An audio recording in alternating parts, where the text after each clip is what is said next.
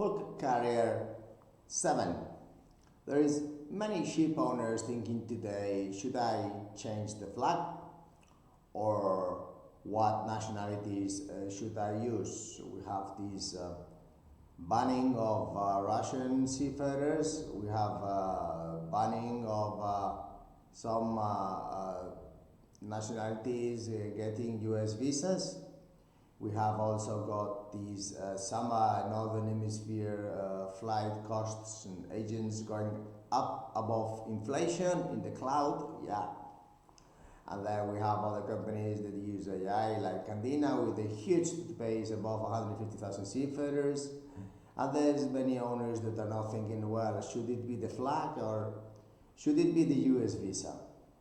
Because there is about 2,500 Venezuelans, about 3,000 Cuban officers that cannot get a US visa. But if you have a fleet of, let's say, 300 ships, why not call these America trading ships that do not require US visa, and then you change the flag for those, because European flags, sorry, are just like talking about the musketeers.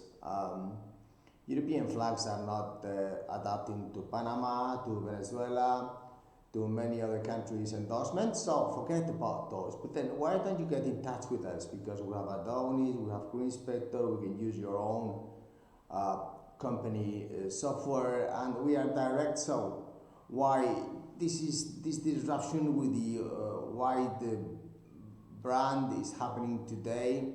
That before we used to buy this product for $40 from a shop, then 20 is online there directly.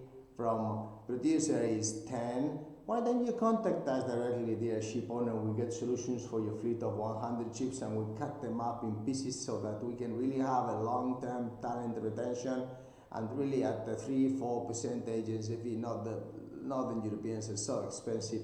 So why not? Yes, also China is very competitive, but how about here Bilbao? We are really at the center of tiki-taka, dear bulk carrier ship owner.